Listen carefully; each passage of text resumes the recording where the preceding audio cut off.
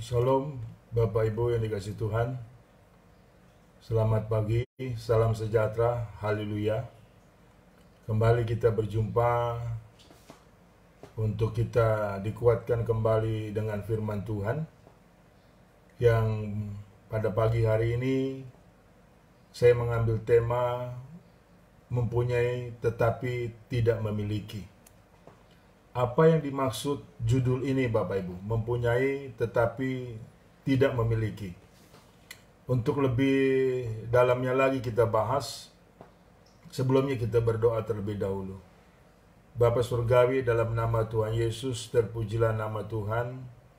Kami mengucap syukur Tuhan di pagi hari ini boleh kembali dikuatkan dengan firman-Mu, dipulihkan dengan kuasa-Mu, dan selalu dalam perlindungan-Mu dan kasih-Mu yang sempurna.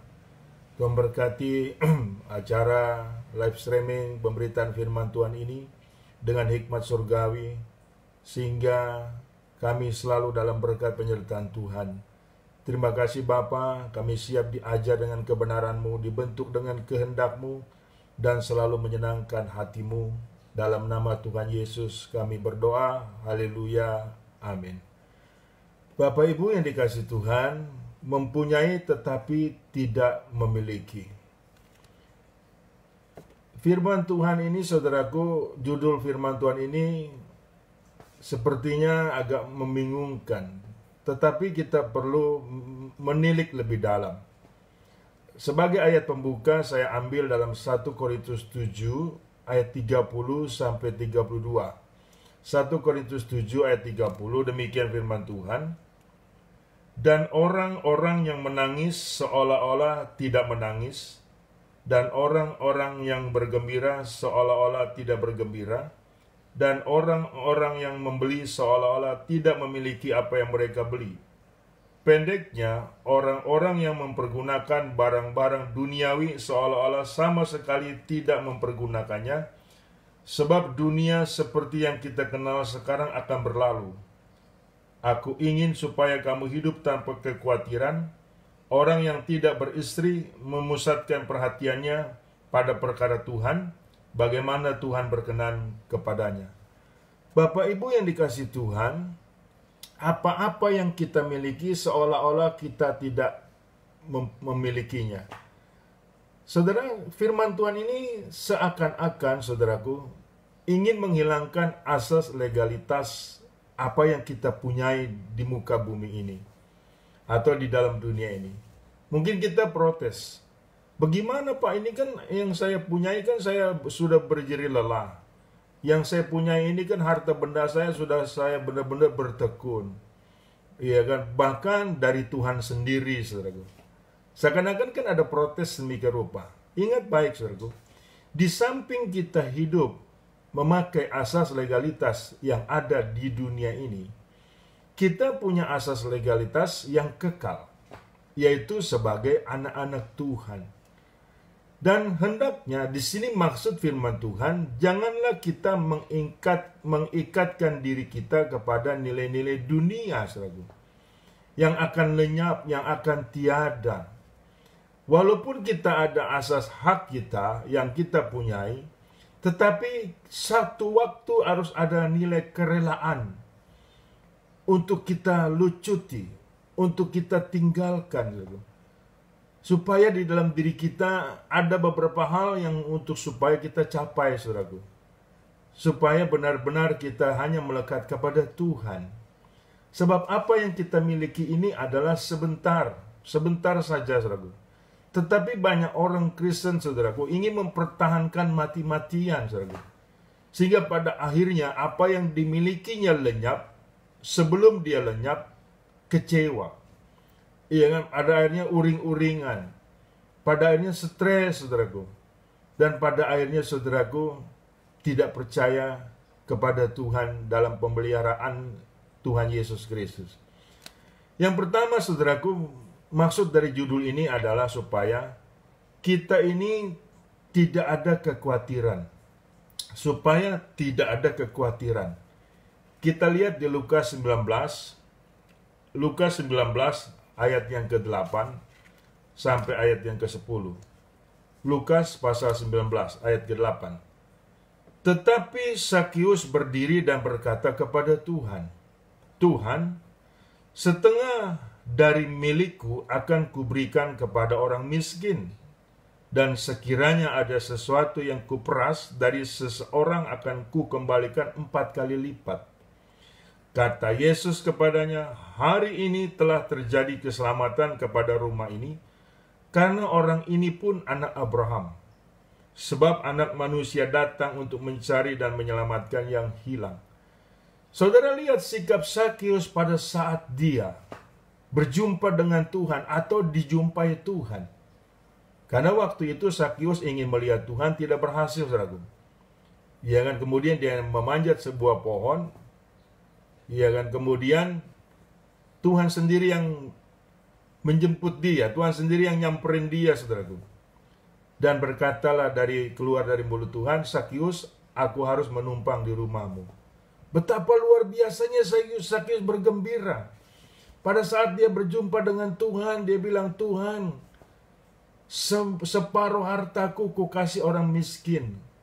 Kalau ada yang kuperas, ku ganti 4 kali lipat. Kira-kira Bapak Ibu, kenapa sampai Sakius bisa berbuat seperti itu, saudaraku? Iya kan? Nah, di sini saudaraku saya menafsirkan bahwa nilai-nilai kekhawatiran berhadapan dengan Tuhan seharusnya hilang. Kenapa demikian kondisi keadaannya? Karena saudaraku, seringkali saya melihat orang katanya ketemu Tuhan. Orang berjumpa dengan Tuhan, tapi sifat serakahnya, sifat jahatnya masih ada. Ya kan? Sifat kekhawatiran masih ada. Itu patut dipertanyakan, saudaraku. Engkau ketemu Tuhan siapa? Tuhan yang mana? Kalau orang berjumpa dengan Tuhan, tidak ada nilai-nilai keserakahan lagi. Apalagi khawatir, Bapak Ibu. Karena dia berjumpa dengan sumber berkat itu sendiri. Karena dia berjumpa dengan sumber kehidupan itu sendiri.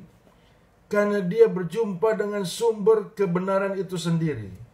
Lihat Sakius, seorang pemungut cukai, yang awalnya sangat dibenci, saudaraku, karena sering memeras, yang seakan-akan dia gila harta, tidak pernah ada cukup. Tapi begitu dia berjumpa dengan Tuhan, hartanya habis, karena separuh hartanya dia kasih orang miskin. Dan kalau ada yang diperas, diganti 4 kali lipat. Tinggal berhitung saja di situ, saudaraku. Di sini ada nilai-nilai luar biasa, ada nilai-nilai kerelaan untuk meninggalkan apa yang dipunyai dan untuk memiliki apa yang kekal, saudaraku. Kita hidup ini benar-benar harus seperti itu, saudaraku. Saudaraku, harta duniawi yang kita miliki tidak pernah ada cukup. Yang cukup adalah pada saat kita berjumpa dengan Tuhan. Bukankah kita sering berjumpa dengan Tuhan di dalam kita berdoa, di dalam kita beribadah, di dalam kita memuji Tuhan?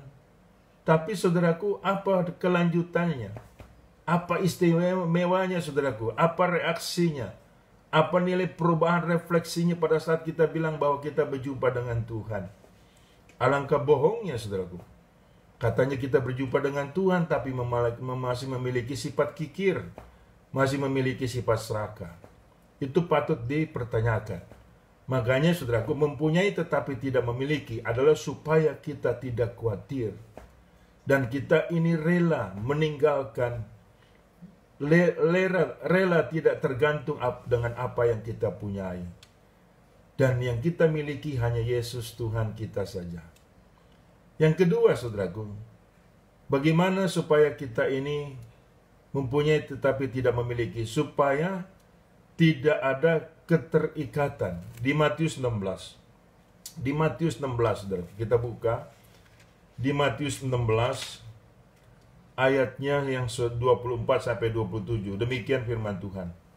Lalu kata Yesus kepada murid-muridnya, setiap orang yang mau mengikut aku, ia harus menyangkal dirinya, memikul salibnya dan mengikut aku. Karena barang siapa mau menyelamatkan nyawanya, ia akan kehilangan nyawanya. Tetapi barang siapa kehilangan nyawanya karena aku, ia akan memperolehnya. Apa gunanya seseorang memperoleh seluruh dunia tetapi kehilangan nyawanya? dan apakah yang dapat diberikannya sebagai ganti nyawanya? Sebab anak manusia akan datang dalam kemuliaan Bapanya, diiringi malaikat-malaikatnya. Pada waktu itu ia akan membalas setiap orang menurut perbuatannya. Yang kedua, supaya kita tidak ada keterikatan yang kita punyai yang ada dalam dunia ini. Dan supaya kita kembali ada kerelaan, saudaraku, pada saat kita mengikut Yesus. Iya kan? Jangan sampai bermain di dua kaki. Dunia mau, mengikut Yesus mau. Ini tidak bisa. Kalau hatimu mendua, repot, saudaraku. Sehingga akhirnya hidup kita dalam ketakutan. Dan pada akhirnya siapa yang takut kehilangan nyawanya akan kehilangan nyawanya. Di sini kita benar-benar harus teliti dalam kita mengiring Yesus. Apa gunanya engkau memiliki dunia beserta isinya tetapi jiwamu binasa? Nah, ini perlu benar-benar saudaraku kita camkan baik-baik. Supaya di dalam diri kita, saudaraku, ada nilai terlepas daripada keterikatan dalam dunia ini. Ya kan? Kalau engkau serupa dengan dunia ini, engkau akan menjadi musuh Allah. Makanya setiap orang yang mau mengikut Yesus, di dalam dirinya ada hanya terikat kepada Kristus Yesus, tidak terikat kepada dunia ini. Sebab dunia ini bisa membuat kita terikat, saudaraku. Iya kan? Sehingga pada ini kita tidak pernah terlepas. Padahal kita akan lenyap. Padahal kita akan meninggal. Celakalah kita punya diri kita, nyawa kita. Makanya di sini, saudaraku, yang kedua, agar kita tidak memiliki apa yang kita punyai, atau kita mempunyai tetapi tidak memiliki, agar kita tidak terikat dengan dunia ini. Berapa banyak orang Kristen yang mengikatkan dirinya dengan dunia, dengan harta bendanya. Gara-gara harta benda, saudaraku, membenci. Gara-gara harta benda, saudaraku, itu bertengkar. Banyak, saudaraku, umat Tuhan gara-gara warisan berantem dengan saudara kandung. Saling bunuh, saling baku pukul, baku hantam. Sehingga tidak ada lagi kasih. Tidak ada lagi mengampuni. Tidak ada lagi satu nilai, saudaraku, nilai-nilai Kristus di dalam dirinya. Buat apa kita hidup seperti itu, saudaraku? Iya kan? Soal nilai-nilai dunia, saudaraku, boleh ada, boleh tidak. Jikalau kita pun ada, tidak terikat di situ. Kita hanya terikat kepada Kristus. Yang kita bertekun ikut kepadanya. Dan untuk menyangkal diri kita bahwa kita bukan berasal dari dunia ini, tapi kita berasal dari sorga, saudaraku. Dunia ini beserta isinya akan lenyap, tetapi firman Tuhan tetap kekal selama-lamanya. Camkan baik-baik, Bapak Ibu. Jikalau Bapak Ibu mempunyai sifat masih dalam terikatan dalam apa dengan harta bendamu, Bapak Ibu, saudaraku, satu waktu saat engkau akan meninggal, engkau tidak rela. Makanya banyak orang yang lama sekali matinya, enggak rela hartanya banyak ditinggalkan. Yang bahkan dipesan-pesan, kalau boleh itu harta dimasukkan di kuburan, saudaraku. Mana bisa? Iya kan? Harta kita, saudaraku, berhenti cuma sebatas di dunia ini yang mendukung kita. Tapi kasih Allah selalu menyertai kita. Walaupun dalam lembah kekelaman, gadamu dan tongkatmu selalu menyertai aku. Luar biasa, saudaraku. Dan juga kita nggak boleh terikat dengan apa yang disebut masalah, persoalan, sakit, penyakit. Semua itu akan nilai-nilainya lenyap. Kita juga nggak boleh terikat dengan kegembiraan yang terlampau berlebihan. Yang seperti kita menduakan Tuhan. Yang membuat Tuhan cemburu, saudaraku. Tidak boleh. Iya kan? Apa-apa yang membuat kita ada, yang kita punyai, ya sebatas itu saja, ya sudah. Aku punya ini, punya itu, ya selesai. Iya kan? Sebab pada saatnya kita akan tinggalkan itu semua. Sehingga kita ada nilai-nilai kehidupan yang sebenar-benarnya. Sehingga pada akhirnya kita hidup di dalam Kristus Yesus saja. Yang keempat, saudaraku. Yang ketiga maksud saya. Yang ketiga ini supaya kita tidak ada ketergantungan. Iya, mempunyai tetapi tidak memiliki supaya kita tidak ada ketergantungan. Kita lihat di Pengkhotbah pasal 3, saudaraku. Pengkhotbah pasal 3 ayat 1. Pengkhotbah pasal 3 ayat 1 dan 2. Supaya kita tidak ada ketergantungan. Untuk segala sesuatu ada masanya. Untuk apapun di bawah langit ada waktunya. Ada waktu untuk lahir. Ada waktu untuk meninggal. Ada waktu untuk menanam. Ada waktu untuk mencabut yang ditanam. Saudara, firman Tuhan ini adalah benar dan kebenaran. Segala sesuatu ada waktunya. Ada waktu untuk lahir, ada waktu untuk meninggal. Ini jarang sekali untuk disadari oleh umat Tuhan.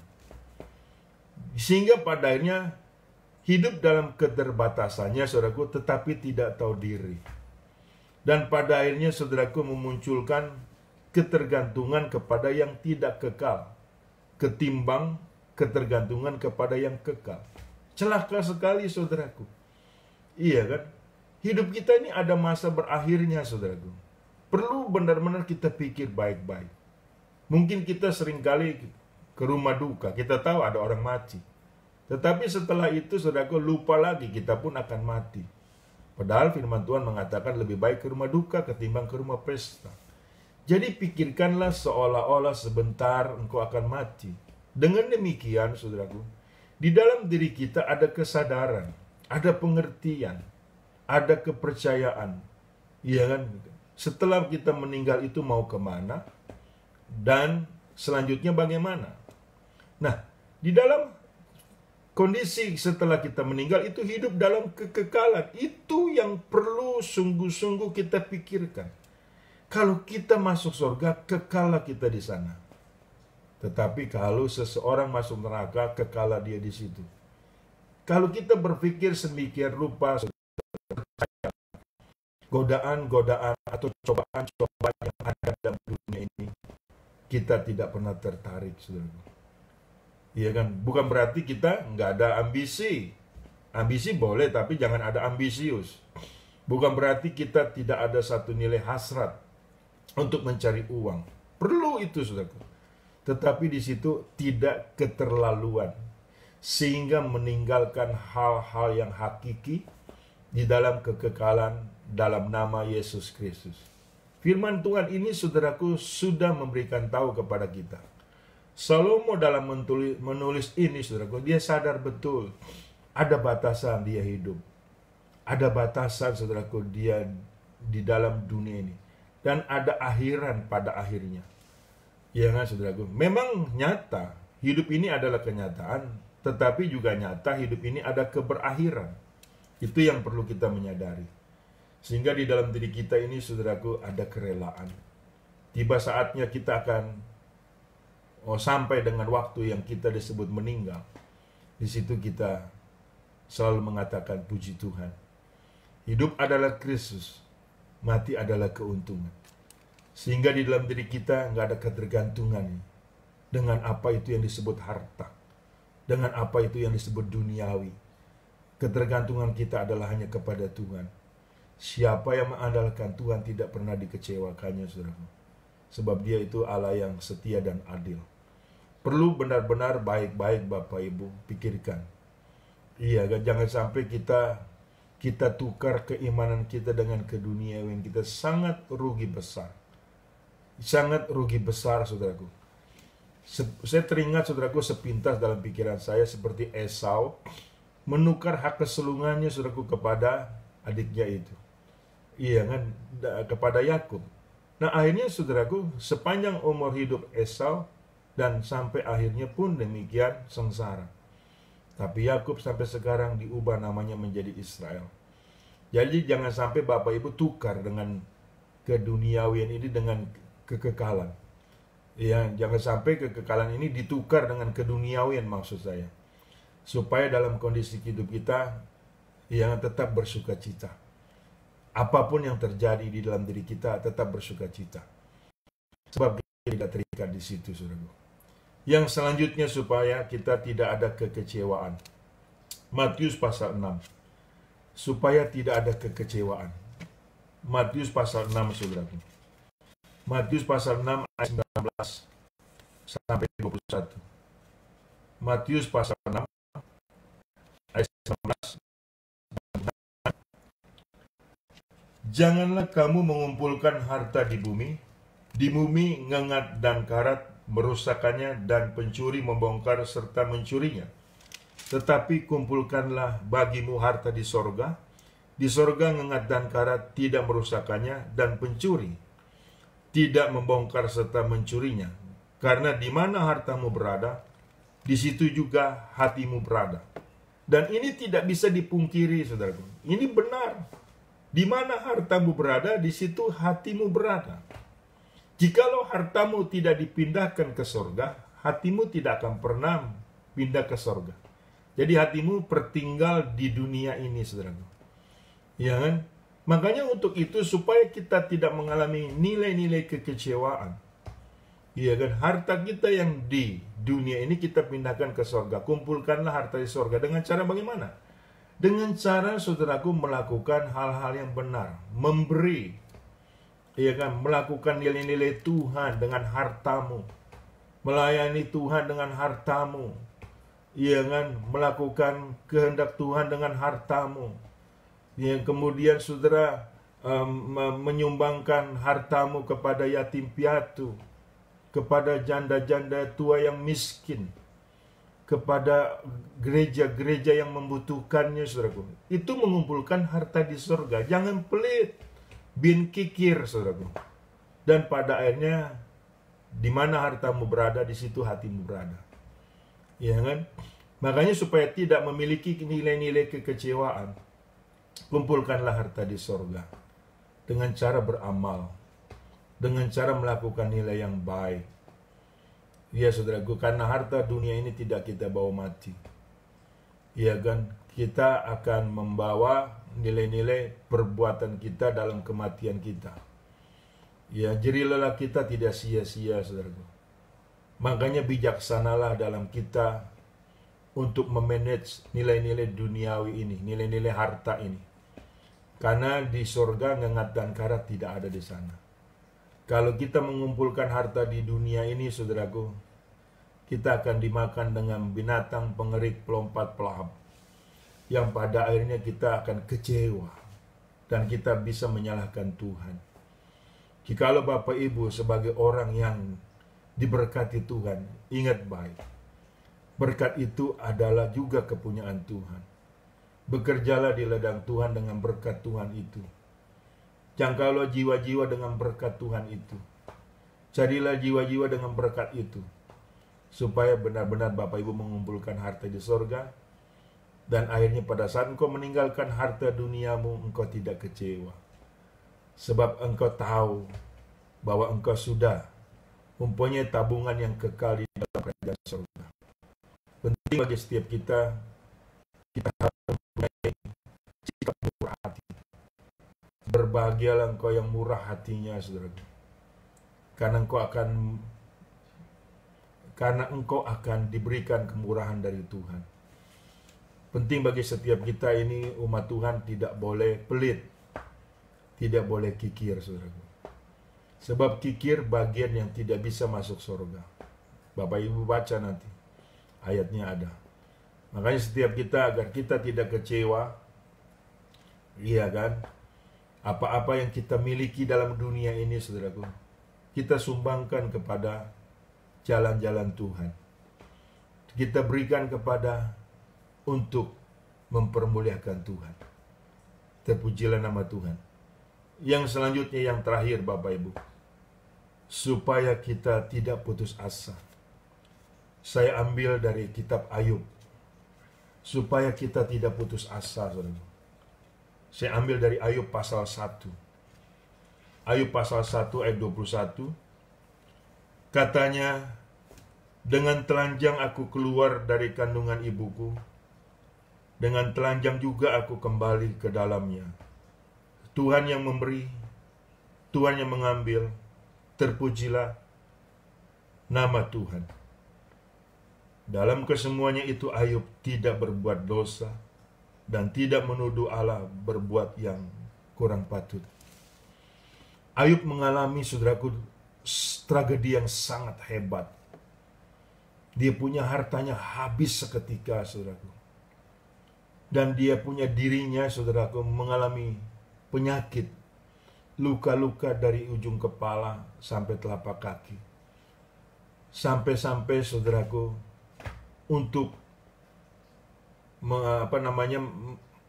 semacam kayak gatal itu saudaraku, kalau untuk mengoreknya dia pakai beling saudaraku. Demikian dia menderita saudaraku. Demikian dia menderita. Tetapi pernyataannya ini sungguh luar biasa. Tidak memunculkan keputusasaan bagi diri dia. Seperti pada akhirnya dia menyadari, aku datang telanjang, pulang pun aku akan telanjang. Terpujilah nama Tuhan. Tetapi lain dengan istrinya. Istrinya bilang, kutukilah Tuhanmu, matilah saja kamu. Nah, ini perbedaan yang sangat luar biasa. Saudara, kita datang ke dunia ini bawa apa? Tidak bawa apa-apa. Kita akan pulang juga ke sorga tidak bawa apa-apa. Kita telanjang. Kita menyadari, saudara, jangan putus asa.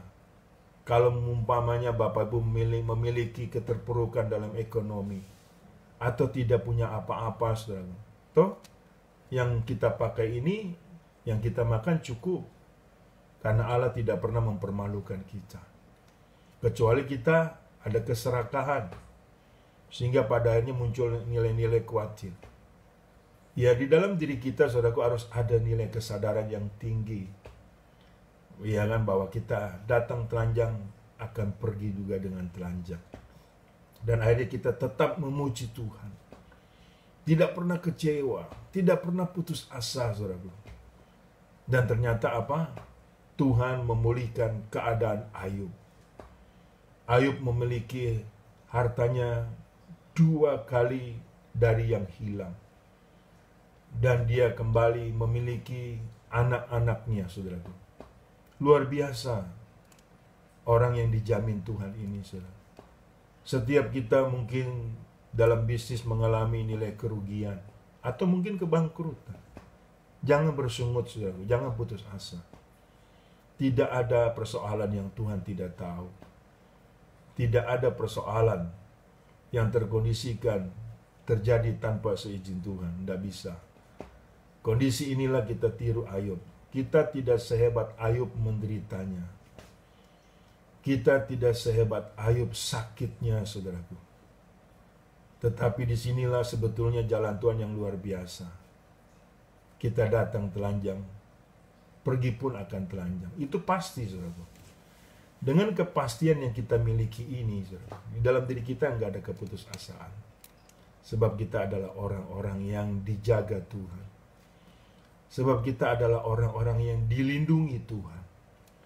Sebab kita adalah orang-orang yang disayang Tuhan.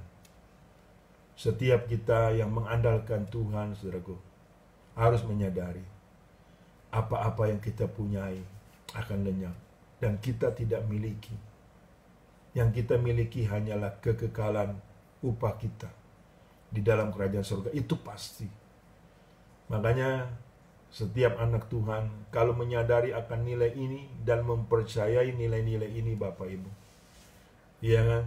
Sehingga hidupnya tidak ada kekhawatiran, tidak ada keterikatan dengan dunia ini, tidak ada ketergantungan dengan dunia ini, tidak ada kekecewaan dengan dunia ini, dan tidak ada keputusasaan, saudara. Yang ada adalah kesukacitaan di dalam Kristus Yesus. Allahmu tidak pernah meninggalkanmu. Dia setia dan adil.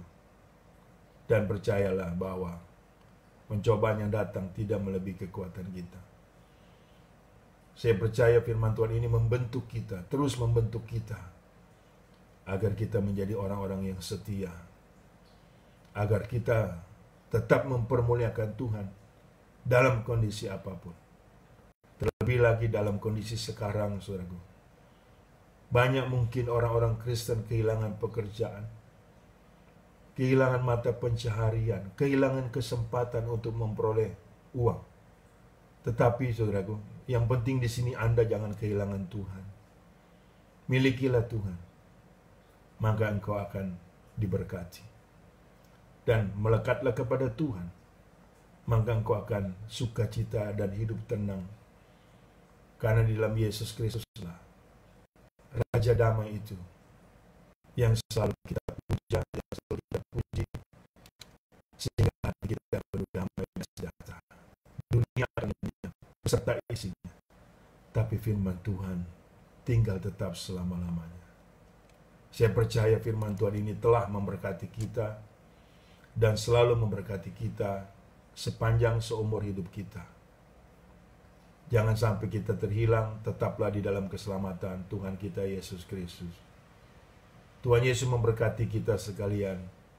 Saya mau berdoa untuk Bapak Ibu, dan untuk itu mari kita berdoa. Bapa Surgawi, Engkau sudah menyampaikan isi hatimu. Engkau Allah yang peduli, Engkau Allah yang luar biasa. Engkau Allah yang pagi hari ini telah memperingati kami, agar kami tidak mengikatkan diri kepada dunia di dalam hal ini, supaya kami tidak terhilang, tetapi kami tetap memiliki kehidupan yang kekal. Sebab hidup dalam dunia ini hanya sebentar, semua akan lenyap beserta isinya. Kami tidak mau terhilang ya Tuhan, kami tetap ingin setia di dalam Tuhan Yesus Kristus. Terpuji-pujilah namamu Tuhan, berkati jemaatmu. Tuhan memberkati kesehatan mereka, Tuhan memberkati apapun yang mereka usahakan, karir mereka, masa depan mereka. Tuhan berkati mereka yang sakit, Tuhan sembuhkan. Terpuji-pujilah nama Tuhan Yesus kekal selama-lamanya. Terima kasih Bapa, terpujilah nama Tuhan. Dalam nama Yesus aku berdoa bersyukur, haleluya, amin. Bapak Ibu yang dikasih Tuhan, terimalah berkat dari Allah Bapa, di dalam cinta kasih Tuhan kita Yesus Kristus, dan di dalam persekutuan dengan Roh Kudus-Nya yang selalu menyertai kita, mulai saat ini sampai selama-lamanya. Tuhan Yesus datang kali yang kedua menjemput kita, dan kita layak menerima kemuliaan-Nya. Haleluya, Tuhan Yesus memberkati.